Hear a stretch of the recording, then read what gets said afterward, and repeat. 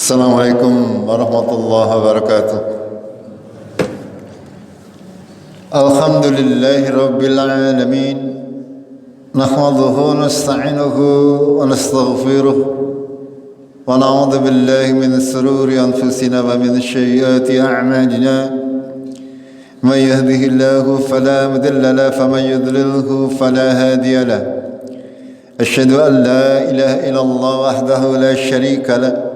وأشهد أن محمدا عبده ورسوله اللهم صل وسلم وبارك على محمد وعلى آله وعلى أصحابه أجمعين أما بعد قال الله تعالى في كتابه الكريم أعوذ بالله من الشيطان الرجيم يا أيها الذين آمنوا اتقوا الله وقولوا قولا سديدا يصلح لكم أعمالكم ويغفر لكم ذنوبكم ومن يطع الله ورسوله فقد فاز فوزا عظيما. Jemaah maghrib rahimakumullah, marilah kita senantiasa memanjatkan syukur kita kepada Allah tabaraka wa taala atas segala nikmat yang telah dikaruniakan kepada kita semuanya, sehingga kita masih bisa menjalani seluruh tahapan kehidupan ini dengan senantiasa istiqomah di dalam menjalankan kewajiban-kewajiban kita sebagai makhluk Allah tabaraka wa taala. Kita masih akan melanjutkan kajian tentang kitab Al-Usul Salasah atau 3 landasan pokok dari Syekh Muhammad bin Abdul Wahab. Pada kajian yang lalu kita sudah membahas kalimat-kalimat yang disampaikan oleh beliau rahimahullah. Ya, kata beliau bahwasanya wajib bagi kita kaum muslimin dan muslimat itu mempelajari 3 hal dan beramal berdasarkan ketiga hal tersebut. Yang pertama, bahwasanya kita harus mengimani bahwasanya Allah sudah menciptakan kita dan sekaligus memberikan rezeki kepada kita, dan pasti Allah tidak akan membiarkan kita dalam keadaan hamalan, kata beliau, atau tersesat. Akan tetapi Allah tabaraka wa taala sudah mengutus kepada kita seorang rasul. Maka barang siapa taat kepada rasul tersebut, dia akan masuk surga. Barang siapa yang mendurhakai rasul, maka dia akan masuk neraka. Dan beliau membawakan dalil dari Al-Qur'an. Di dalam Al-Qur'an Allah menyebutkan, A'udzu billahi minasyaitonir rajim. Inna arsalna ilaikum rasulan syahidan 'alaikum kama arsalna ila fir'auna rasulan. Sesungguhnya kami telah mengutus kepada kalian nih umat manusia seorang rasul sebagaimana kami sudah mengutus kepada Fir'aun seorang rasul. Pada kajian malam Selasa kemarin kita sudah mempelajari tentang bagaimana Fir'aun atau Nabi Musa dan Harun diutus kepada Fir'aun dan kaumnya. Lalu akibatnya fa'asa Fir'aunur rasula fa'akhadnahu akhadha wabila. Akan tapi Fir'aun dan kaumnya mereka mendurhakai rasulnya. Dengan sebab mereka mendurhakai rasul, maka kami mengazab mereka dengan azab yang pedih. Itu yang pertama yang dikatakan oleh Syekh. Yang kedua, bahwasanya Allah tabaraka wa taala sangat membenci yang namanya kesyirikan kepadanya. Allah memerintahkan kita untuk mentauhidkan Allah, untuk hanya menyembah Allah. Jangan pernah kita berbuat syirik kepada Allah, meminta kepada selain Allah.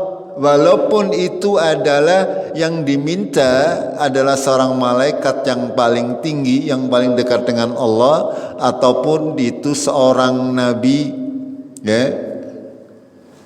Walaupun itu Nabi Muhammad SAW, tidak boleh kita memintai sesuatu kepada beliau, sesuatu yang tidak mungkin diberikan oleh beliau, karena memang itu menjadi kuasa Allah. Begitu juga para malaikat, ya. Para malaikat, para nabi, para rasul tidak mempunyai kekuasaan untuk memberikan manfaat maupun mudarat kepada manusia.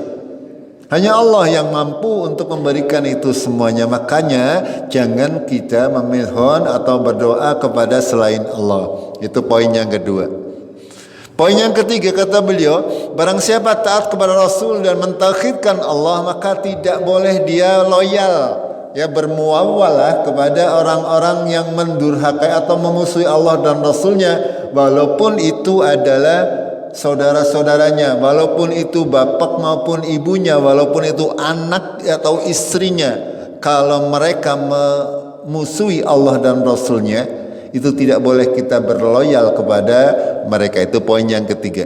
Sekarang kita perhatikan bagaimana penjelasannya daripada kalimat-kalimat tersebut.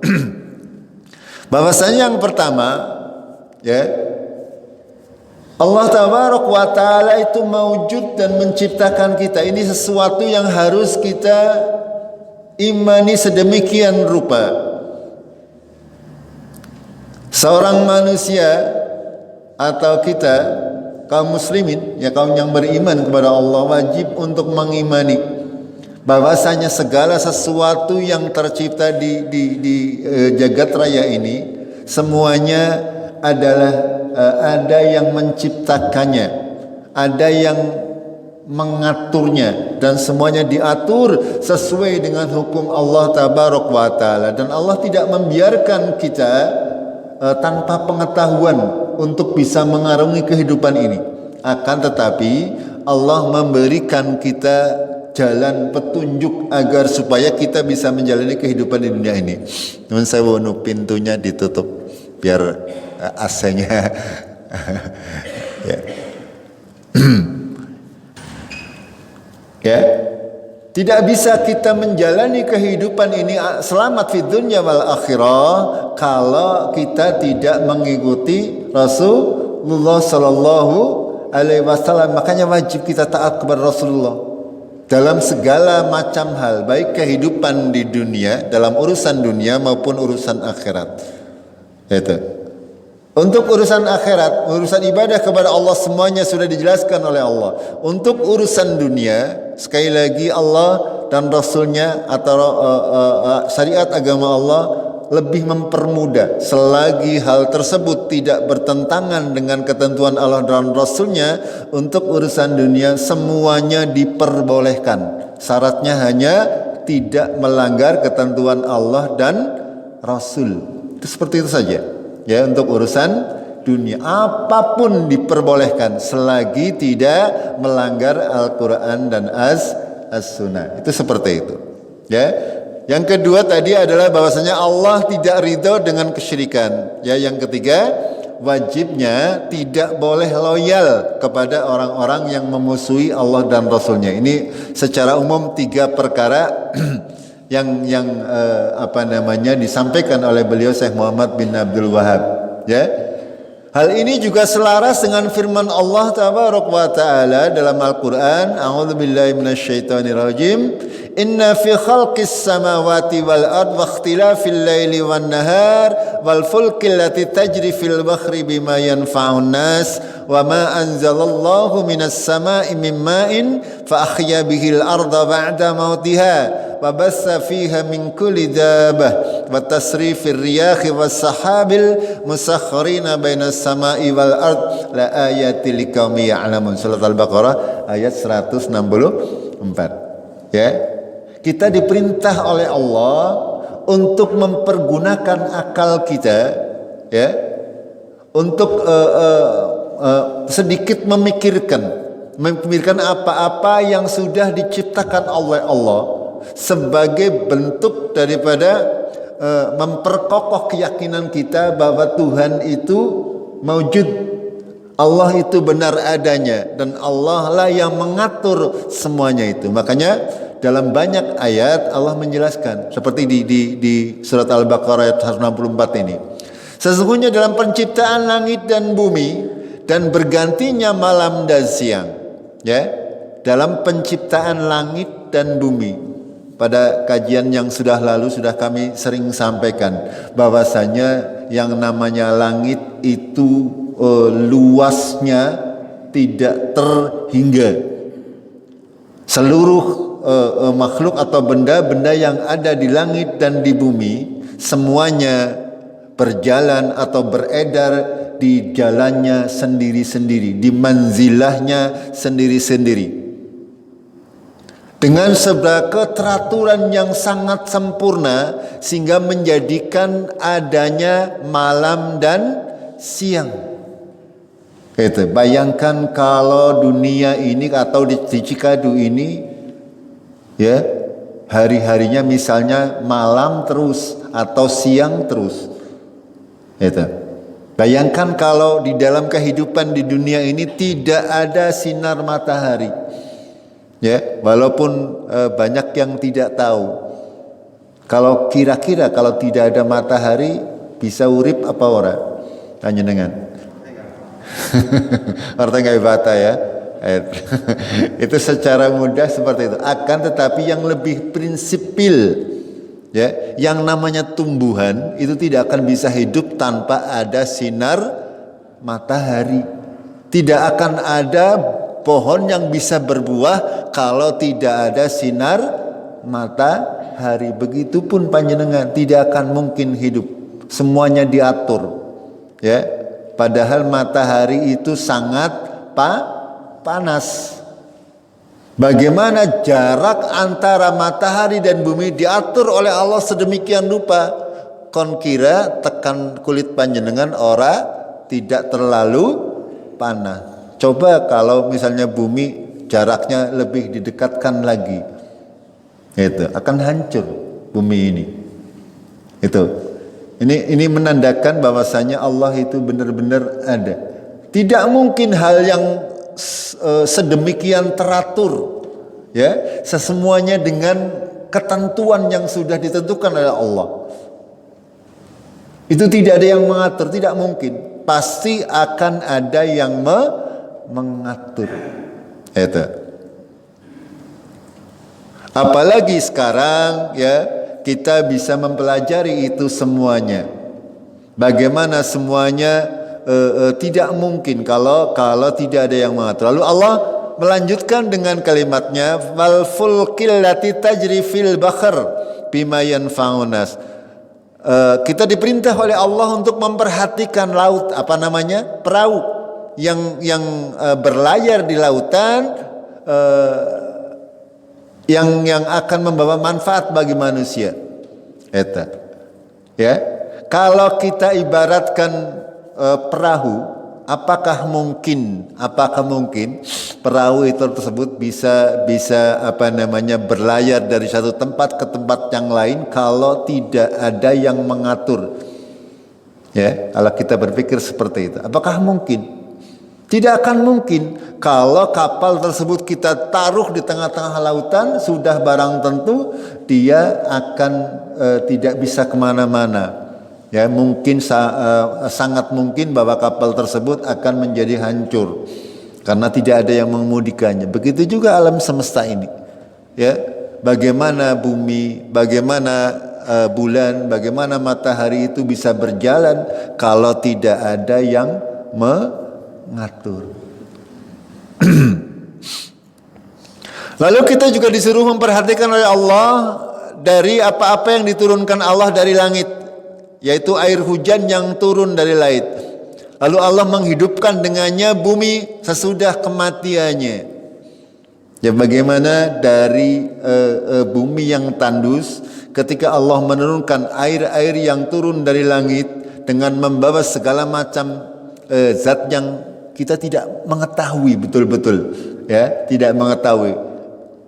Kalau kita melihatnya hanya sebatas air, padahal di dalam air tersebut banyak terdapat zat-zat yang memang digunakan untuk menumbuhkan bumi, menumbuhkan tumbuhan, menumbuhkan hewan dan sebagainya. Itu dari airlah nanti akan tercipta segala sesuatu yang dipersiapkan oleh Allah agar bisa kita konsumsi.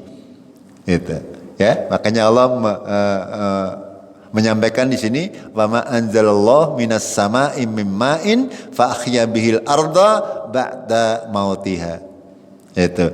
Lalu wa bassa fiha min kulli dabbah. ya. Allah memperkembangbiakan di dalam bumi tersebut setiap segala macam bentuk binatang. Yang sebagian boleh kita konsumsi, sebagian tidak boleh kita konsumsi. Kenapa ada yang boleh dan ada yang tidak boleh? Itu semuanya adalah hikmah atau ilmunya ada pada Allah Tabaraka wa Ta'ala. Kita tinggal mengikutinya. Kalau kita tidak mengikutinya, maka akan berakibat buruk kepada kita. Saya sering menyampaikan, ya, Allah menghalalkan yang baik-baik dan Allah mengharamkan yang buruk bagi manusia. Kalau kita melanggar perintah Allah, itu pasti ada konsekuensinya. Kalau kita melanggar, memakan hal-hal yang diharamkan oleh Allah, itu akan berakibat kita terkena dampaknya. Itu. Walaupun mungkin tidak secara langsung. Misalnya Allah mengharamkan binatang buas. Ya, kenapa? Allah mengharamkan kucing, mengharamkan anjing, mengharamkan macan, mengharamkan singa dan sebagainya. Ya, itu semuanya dibuat oleh Allah agar supaya apa? Agar kehidupan manusia itu bisa berlangsung. Itu. Kenapa Allah mengharamkan babi dan menghalalkan sapi? Itu semuanya diatur, ya. Karena Allah lah yang paling mengetahui tentang tubuh kita, tentang bagaimana tubuh kita bisa menyerap itu semuanya agar menjadi hal yang bermanfaat. Itu. Pada hakikatnya kita tidak benar-benar tidak tahu yang kita masukkan ke dalam tubuh kita itu akan menjadi daging apa akan menjadi racun. Gimana betul? Itu seperti itu. Ya. Kadang kalau kita misalnya memakan sesuatu, ya, itu akan berakibat juga terhadap perilaku kita. Itu pasti, ya. Kalau ada orang yang hari-harinya makan babi, cara kasarane, ya, kurang lebih sifatnya kan kayak itu seperti itu. Ya akan berakibat buruk. Itu. Lalu Allah melanjutkan dengan kalimat watasri fir riyahi was sahabil musakhkhari bainas sama'i wal ard. Dan silih bergantinya riyah dan sahab. Riyah itu angin, sahab itu awan. Ya. Panjenengan kalau memperhatikan, ya, hujan, awan, angin dan sebagainya, sesuatu yang tidak kelihatan tapi dampaknya besar. Gini betul? Itu. Kenapa ada angin? Ya, kenapa ada angin? Ada yang tahu? Angin itu kenapa ya ada? Tidak kelihatan, kok kelihatan silir-silir. Itu. Kenapa bisa seperti itu? Ini kalau kita mau kaji luar biasa. Itu sesuatu yang memerlukan pengaturan yang luar biasa. Kalau tidak ada pengaturan angin tersebut, maka mungkin kita tidak akan aman. Ya, kita tahu kadang-kadang angin tersebut berubah menjadi bencana. Itu semuanya diatur oleh Allah. Di mana Allah mau menempatkan angin yang normal, di mana Allah mau menempatkan angin yang besar yang bisa menjadi bencana, itu semuanya diatur sekali lagi. Ya, diatur. Ya, tidak berjalan sendirinya, tidak juga kebetulan. Ya, semuanya diatur oleh Allah Tabaraka wa Ta'ala. Makanya di sini Allah memberi garis bawah la ayatin liqaumi yaqilun. Ya, sungguh yang demikian ini terdapat tanda-tanda kekuasaan Allah bagi orang-orang yang berakal, orang-orang yang berakal, ya, ya, semua orang berakal, akan tetapi banyak di antara kita sing tidak menggunakan akal kita sebagaimana mestinya. Itu. Kadang kita lebih suka untuk diam jogrok, untuk berpikir yang muluk-muluk, tidak menggunakan akal kita untuk tadabbur. Itu. Ini makanya penting untuk kita senantiasa berusaha ya memanfaatkan akal kita untuk hal-hal yang positif. Jangan biarkan akal kita kebanyakan nganggur. Ya. Karena kalau kebanyakan nganggur, akal kita akan mengelana. Yang mengelana menjangkau hal-hal yang di luar kemampuan kita. Akhirnya akan tidak baik. Itu seperti itu. Dalam ayat yang lain Allah tabaraka wa taala berfirman, "Akhasibtum annama khalaqnakum abasan." Allah memberikan pertanyaan kepada kita semuanya. Apakah kamu manusia menganggap bahwasanya kami ciptakan kalian hai manusia abasan, sia-sia, tanpa tujuan maksudnya. Ya. Awa annakum ilaina la turja'un, dan kamu sekalian tidak akan dikembalikan kepada Allah. Apakah manusia mengira? Apakah ada manusia yang mengira bahwasanya manusia diciptakan oleh Allah itu sia-sia tanpa ada tujuan dan tidak akan dikembalikan kepada Allah? Ya. Ada namatan manusia yang menganggap bahwasanya mereka tidak akan dikembalikan kepada Allah. Banyak, ya banyak sekali. Ya, orang-orang tidak menganggap bahwasanya ketika mati nanti akan dihisab oleh Allah. Ya, karena mereka tidak menganggap bahwasanya akan dikembalikan kepada Allah, maka mereka ketika hidup di dunia mereka melakukan sesuatu yang tidak ada tuntunannya dari Allah tabaraka wa taala. Ya, semaunya sendiri, tidak mau beribadah kepada Allah. Kenapa? Karena mereka menganggap bahwasanya mereka tidak akan kembali kepada Allah. Itu. Padahal kita tahu tidaklah Allah menciptakan jin dan manusia kecuali untuk beribadah kepada Allah. Itu. Sebagian besar manusia tidak faham sehingga mereka tidak mau menjalankan syariat agama Allah. Mereka menganggap bahwasanya ketika mati ya uwis. Itu. Ketika mati ya wis, nanti berganti lagi generasi, mati ya sudah selesai. Itu semuanya adalah keyakinan-keyakinan yang salah. Itu karena kita semuanya akan kembali kepada Allah. Makanya di dalam lanjutannya Allah berfirman, "Fata'ala Allahul Malikul Haq, la ilaha illa huwa Rabbul Arsyil Karim." Ya, maka maha sucilah Allah, maha tinggilah Allah, Raja yang benar. Ya, tidak ada ilah yang berhak disembah kecuali Dia, Tuhan yang mempunyai arsy yang mulia.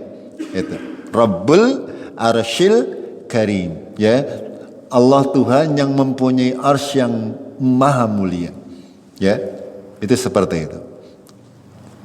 Kenapa Allah ketika memberikan pertanyaan lalu menyebutkan ciri-ciri atau sifat-sifat Allah tabaraka wa taala agar kita berpikir, ya, apakah kita diciptakan ini sia-sia hanya untuk mangan, turu, ya, mangan maning, turu maning. Itu seperti itu, ya. Maha suci Allah, Malikul Haq.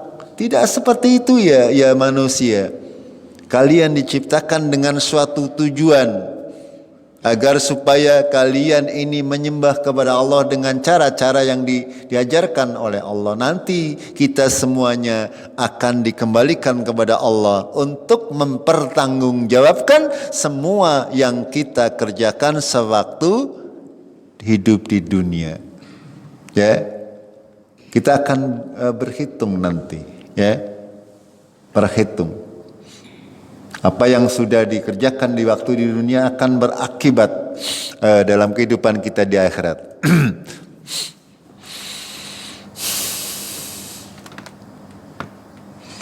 Dalam ayat yang lain juga Allah berfirman, ayakhsabul insanu ayyutraka suda. Ya, apakah manusia menganggap bahwa mereka akan dibiarkan begitu saja tanpa pertanggungjawaban? Apakah manusia yang berbuat baik ya tidak ada balasannya, yang berbuat buruk juga langka balasannya? Apakah seperti itu? Ya, Allah memberikan pertanyaan kepada kita semuanya. Apakah seperti itu? Sing senang membantu orang ya tidak ada balasannya, yang suka mencuri yang tidak ada balasannya, yang suka korupsi tidak ada balasannya, yang suka menyakiti teman tidak ada balasannya. Apakah seperti itu kira-kira? Ini Allah memberi pertanyaan kepada kita, menggugah pikiran kita agar kita berpikir. Apakah demikian hakikat kehidupan ini? Ya, semua orang di dunia ini ada yang baik, ada yang buruk. Ada yang jujur, ada yang tidak jujur. Apakah nasibnya sama? Maksudnya seperti itu.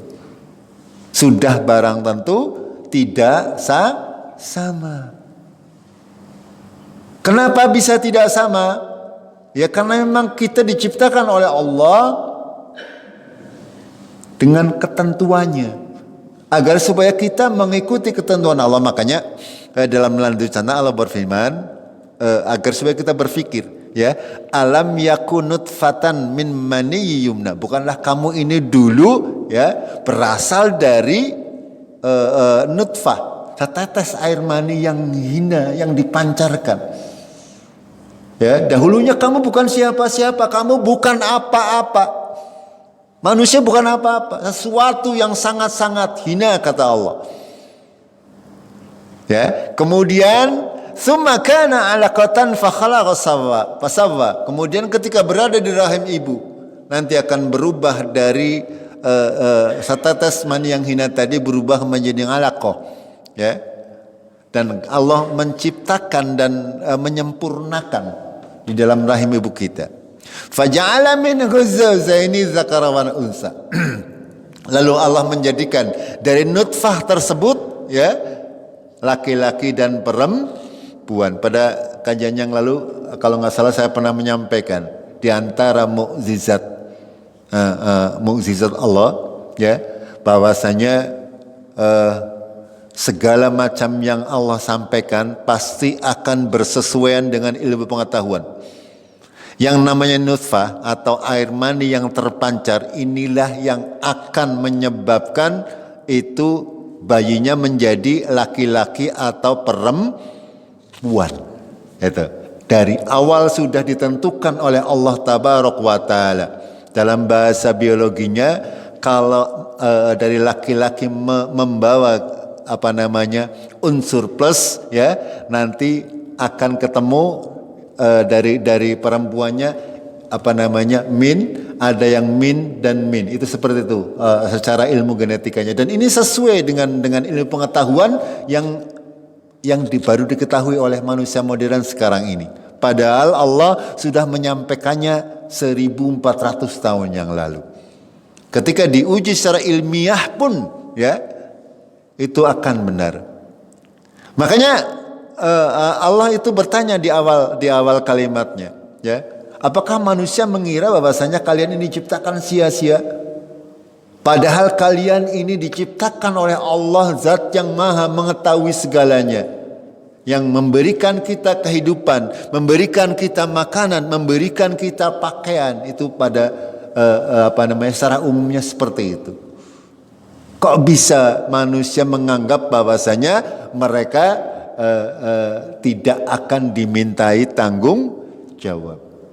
Bagi orang-orang yang tidak percaya akan kehidupan akhirat, makanya Allah memberikan gambaran, ya.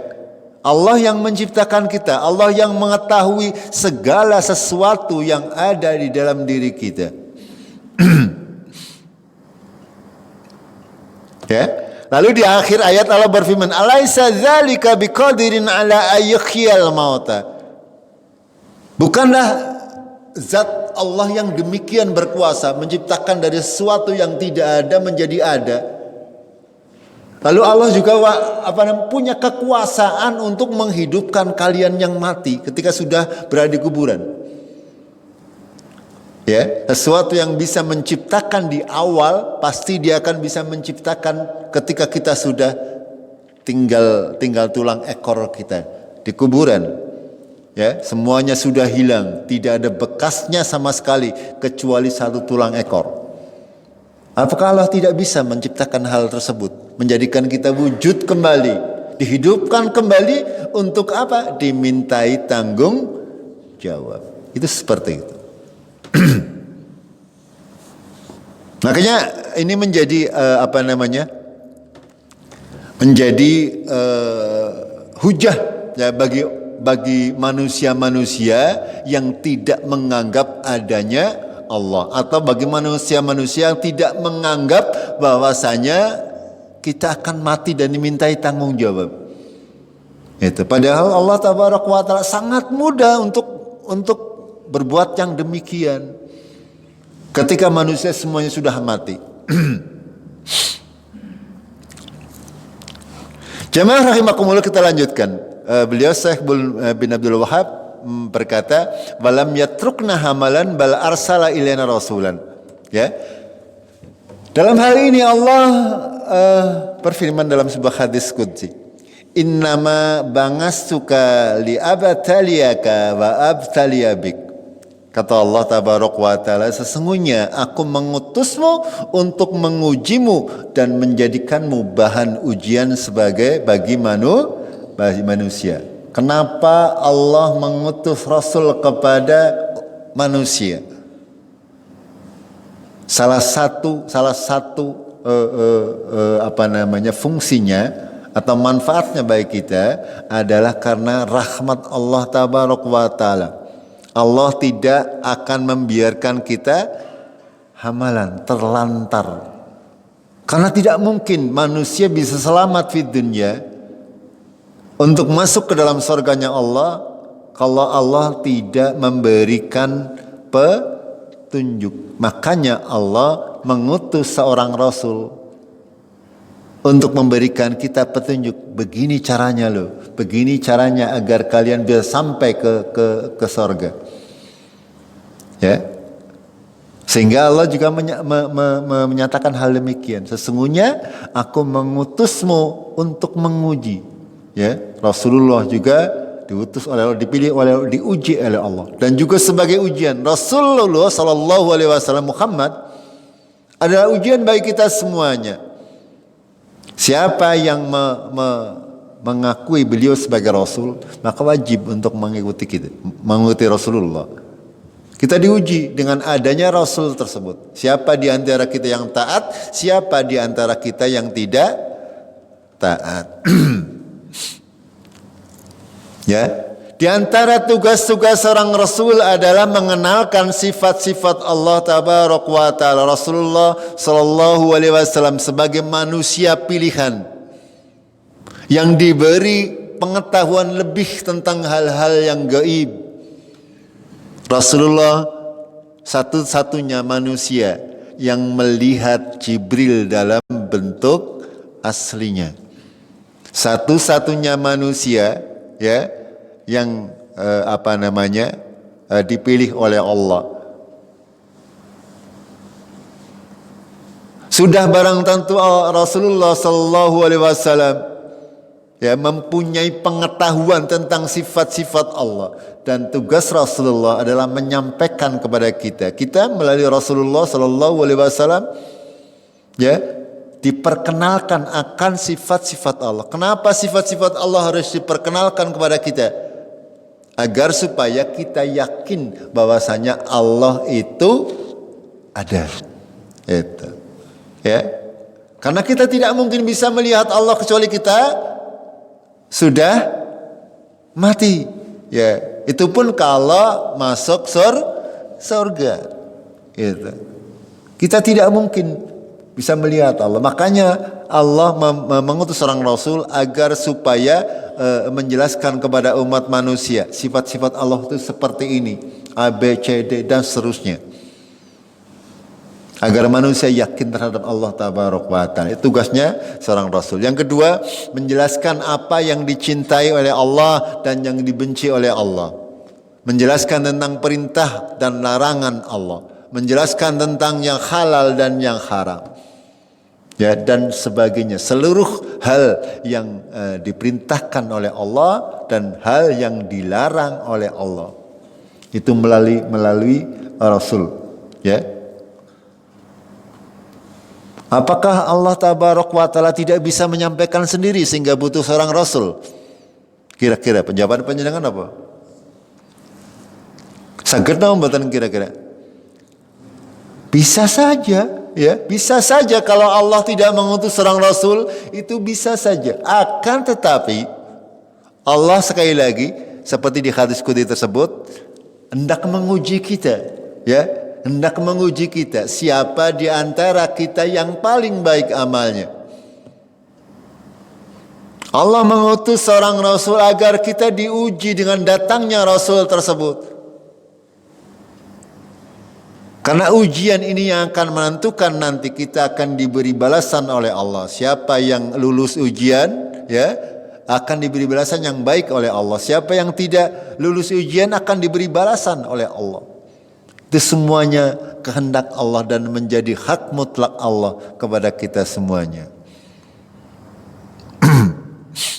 Lalu berikutnya adalah mengikatkan akan adanya hari pembalasan. Itu makanya di awal-awal Rasulullah berdakwah, ya, dakwah beliau yang utama adalah 3 hal ini.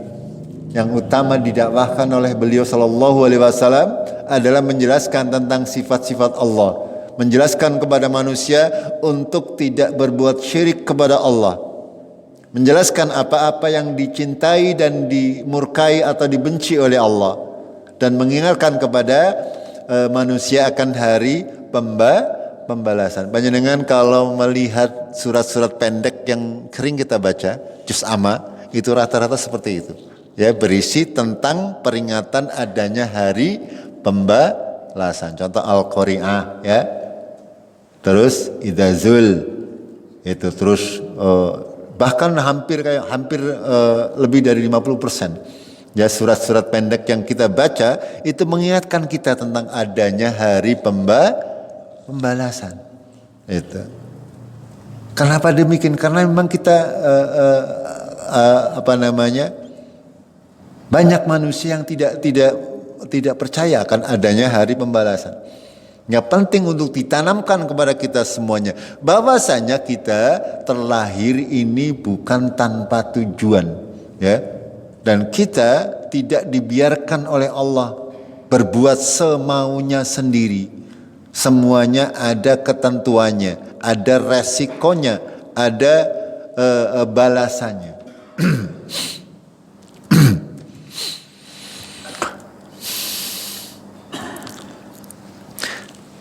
Lalu kalimat berikutnya, ya, faman ata'ahu dakhala jannah wa man asahu dakhala nar. Penjelasannya bahwasanya ketika datang Rasul tersebut, kita sebagai umatnya Nabi Muhammad wajib untuk mengikuti beliau sallallahu alaihi wasallam dalam segala macam hal.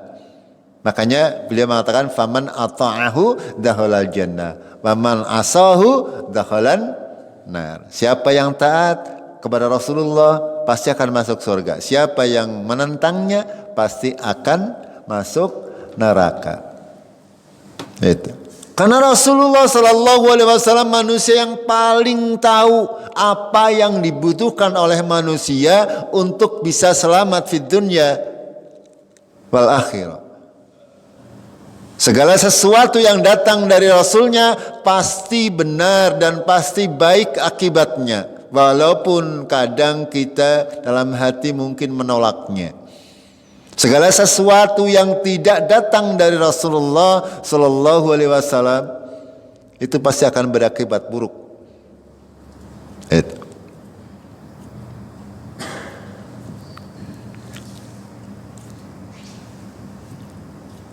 Beliau membawakan dalil yang tadi, inna arsalna ilaikum rasulan syahidan alaikum kama arsalna ila fir'auna rasulan.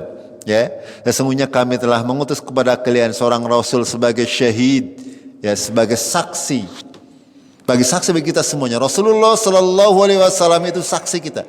Kita akan menjadi saksi bagi manusia secara umum. Rasul menjadi saksi bagi kaum muslimin. Kaum muslimin menjadi saksi bagi orang-orang di luar kaum muslimin. Orang yang sholat menjadi saksi orang yang tidak sholat. Besok di yaumil qiyamah tidak akan bisa mengelak. Itu. Misalnya ada orang yang tidak sholat. Kamu kok tidak sholat, kenapa? Lah saya tidak tahu ya Gusti Allah. Lah kamu apa tidak melihat tetanggamu yang sholat? Itu contoh. Itu seperti itu. Ya. Makanya Allah menyampaikan kalimat seperti ini. Ketika mereka tidak mengikuti Rasulnya pasti akan tersesat. Gitu. Kita lanjutkan. Yang kedua, bahwasanya Allah itu sangat membenci yang namanya kesyirikan.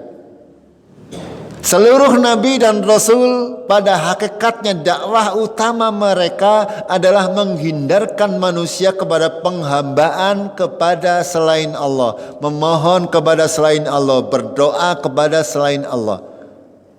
Itu pada prinsipnya. Makanya kalimatnya anallaha la yarda ayyusraka ma'ahu ahadun fi ibadatihi. Dalam peribadatannya, dalam beribadah, sungguh Allah tidak ridho kalau ada manusia yang berbuat kesyirikan dalam ibadah. Ya, salat ya iya, misalnya maring dukun ya iya, ini syirik. Sekali lagi, dan dampaknya luar biasa besar. Ya, berkorban ya iya, sedekah bumi ya iya, ini syirik. Ini namanya mencampur peribadatan. Kita tidak boleh. Dan itu akan membuat semuanya menjadi sia-sia. Ya kita perhatikan, ya, akibat dampak buruk daripada syirik. Sering kita sampaikan. Saya ulangi sedikit. Bahwasanya syirik merupakan dosa besar. Ya, dosa yang tidak akan bisa diampuni kalau kita tidak taubatan nasuha. Itu orang-orang yang mempunyai jimat-jimat, orang-orang yang suka pergi ke dukun, kalau tidak segera taubat tidak akan diampuni. Amalannya bisa terhapus dengan itu semuanya. Ya. Dalam sebuah hadis Rasulullah SAW pernah ditanya, ayyud dambin, ya ayyud dambi a'zamu indallah, dosa apa yang paling besar di sisi Allah? Apa udah beliau?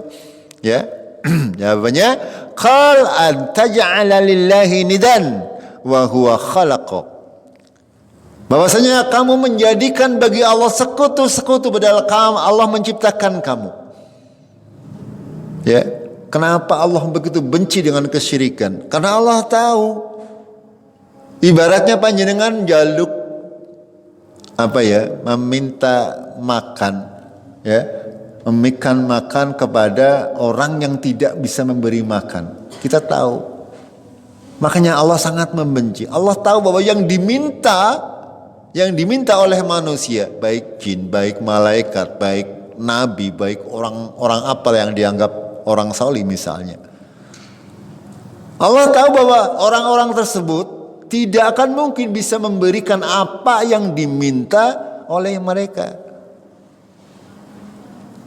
Sehingga Allah sangat membenci. Ya.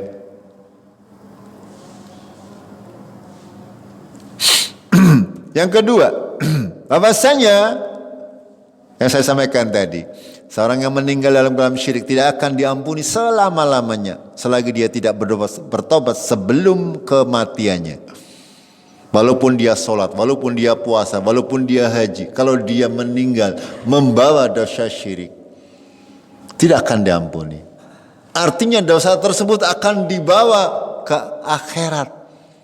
Seberapa besarnya, kalaupun dia mengerjakan sholat mendapatkan pahala, bisa saja terhapus dengan dosa kesyirikannya. Allah berfirman, innallaha la yaghfiru ayyushraka bihi wa yaghfiru ma dzuna dzalika liman yasha wa may yusyrik billah faqad iftara itsman 'adziman.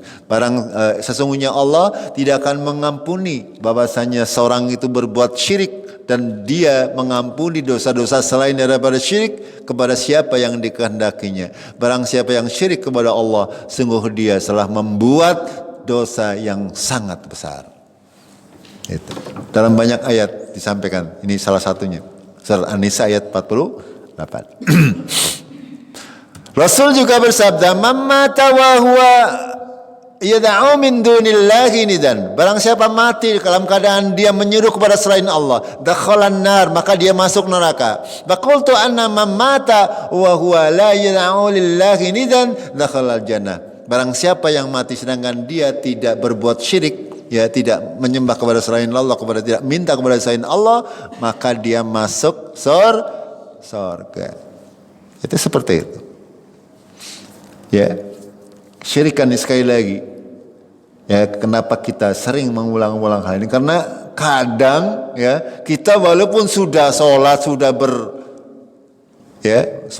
sudah melakukan ibadah, akan tapi kita tanpa sengaja atau sengaja juga, ya, melakukan kesyirikan. Padahal kita resikonya sangat luar biasa berat. Yang ketiga, bahwasanya seorang yang melakukan kesyirikan maka akan gugur seluruh amalannya. Firman Allah tabaraka wa taala, "Wa laqad ukhiya ilaika wa ilal ladzina min qablik." Sungguh telah kami wahyukan kepada kamu dan kepada orang-orang sebelum kamu, la in asyrakta la yakhbatanna amaluka wa la takunanna minal khasirin. Kalau kalian syirik kepada Allah, sungguh akan kami hapus amal-amalmu dan kamu termasuk akan menjadi orang-orang yang rugi. Itu. Ketika kita syirik kepada Allah, amalan seberapa besar pun akan menjadi terhapus. Jangankan amalan-amalan yang besar, yang amalannya besar, kita kadang modal amalan kita cuma yang kecil-kecil. Itu akan lebih mudah lagi untuk terhapus. Makanya penting, ya, kita untuk menghindari diri kita dari kesyirikan. Jauh mungkin, baik yang disengaja ataupun yang tidak disengaja. Kita berdoa, berlindung kepada Allah tabaraka wa taala. Jangan sampai kita dan keturunan kita menjadi berbuat kesyirikan. Bayangkan kita beramal, ya, selama bertahun-tahun, lalu kita melakukan kesyirikan, ya, dalam hal sebentar. Ya, misalnya kita beramal, lalu tiba-tiba besoknya terpengaruh maring dukun, ya, atau punya jimat, nginguni setan dan sebagainya. Ini semuanya akan membuat amalan-amalan kita terhapus. Ya. Penghapus kesyirikan hanya satu, taubatan nasuha. Selagi belum tobat, ya, itu tidak akan bisa diampuni oleh Allah sampai kita meninggal dunia. Poin yang ketiga, bahwasanya kita tidak boleh loyal kepada Allah, kepada orang-orang yang memusuhi Allah, ya, sebagaimana firman Allah dalam surat-surat Al-Quran sangat banyak.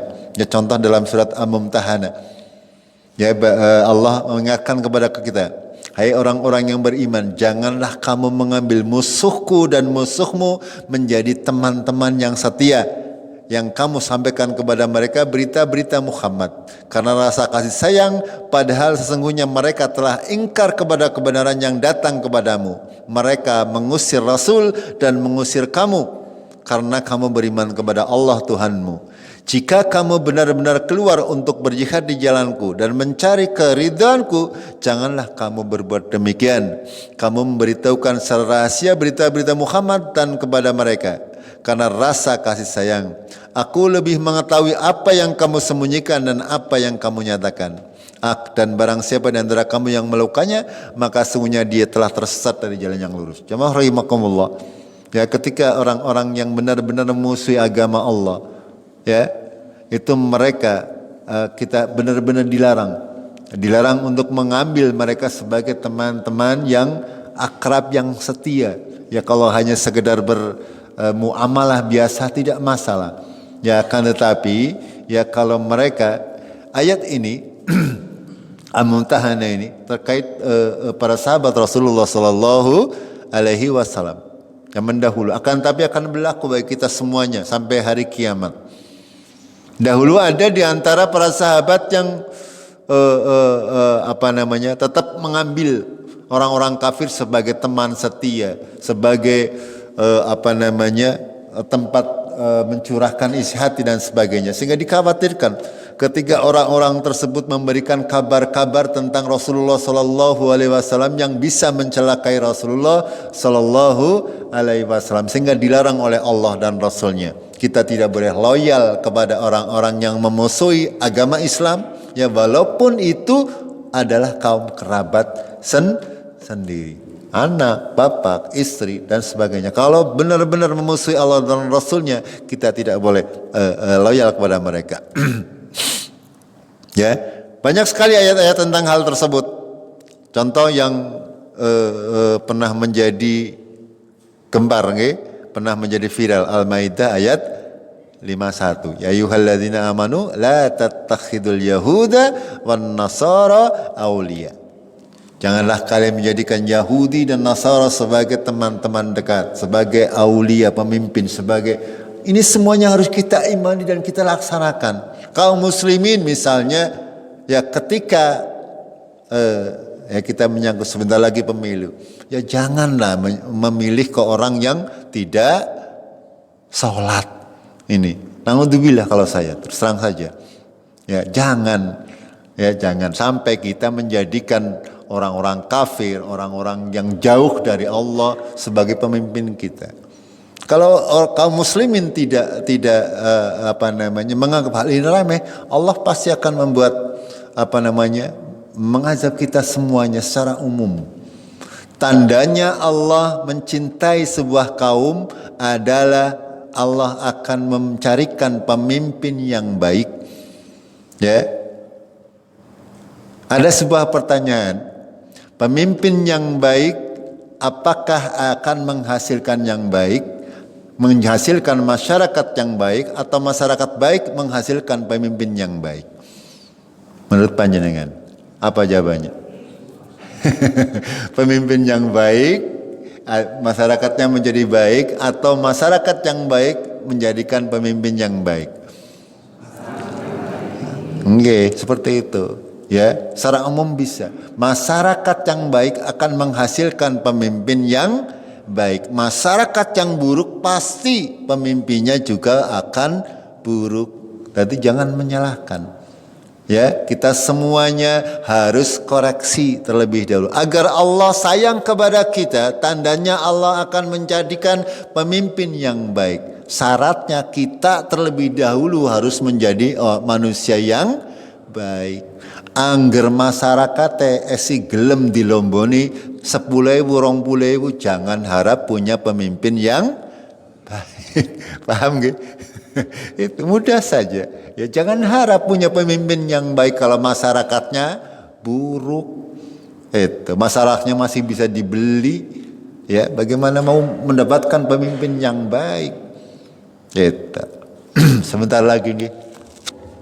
Berapa bulan lagi kita akan menghadapi itu semuanya. Kita senantiasa berpedoman kepada yang disampaikan oleh Allah dan Rasulnya. Lanjutkan sedikit.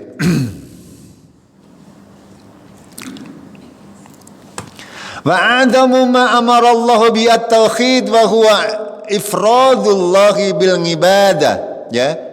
Dan perintah teragung yang diperintahkan oleh Allah adalah tauhid. Perintah teragung. Kenapa demikian? Karena memang seluruh Rasul dan Nabi diperintah oleh Allah untuk mengembalikan manusia kepada peribadatan yang benar, yaitu mentauhidkan Allah Tabaraka wa Ta'ala, mengesahkan Allah. Wa a'dama nahanganku syirik, dan hal yang paling besar yang dilarang oleh Allah adalah kesyirikan. Apa kesyirikan? Da'watu ghairihi mangahu, yaitu berdoa kepada selain Allah di samping kepada Allah. Itu maksud kesyirikan. Ya, kesyirikan yang dibahas di sini oleh Syekh Muhammad bin Abdul Wahab bukan hanya menyembah patung. Itu sudah jelas kesyirikan. Akan tapi yang dibahas di sini adalah kita berdoa kepada selain Allah di samping berdoa kepada Allah.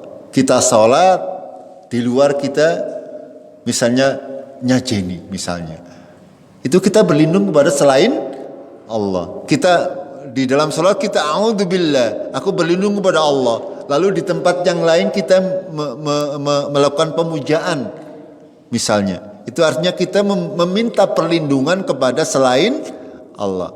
Ini maksud yang dimaksudkan oleh Syekh Muhammad bin Al-Wahhab ini.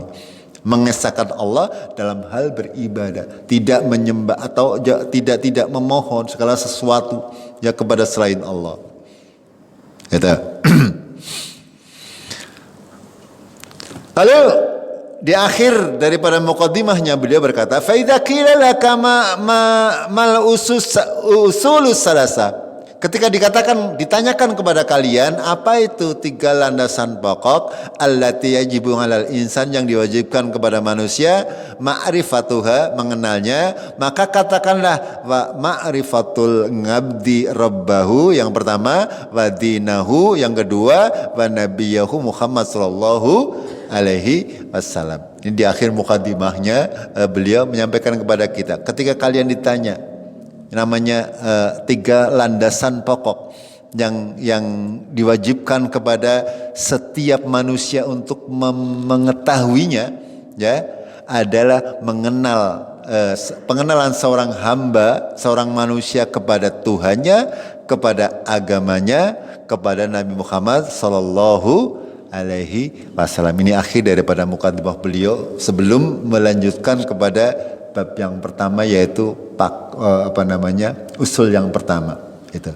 Ketika kita ditanyakan 3 landasan pokok itu apa?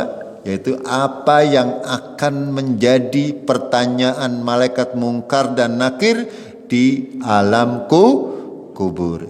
Ya, man rabbuka wa madinuka wa man nabiyuka. Itu hal pokok yang akan kita bahas di kajian yang akan datang. Sampai di sini dulu nih. Ya, mudah-mudahan apa yang kita pelajari bermanfaat bagi kita semuanya dalam menambah keimanan dan ketakwaan kita kepada Allah Tabaraka wa Ta'ala. Kita akhiri dengan kafaratul majlis. Subhanakallahumma bihamdik, asyhadu an la ilaha illa anta, astaghfiruka wa atubu ilaik. Billahi taufiq wal hidayah. Assalamualaikum warahmatullahi wabarakatuh.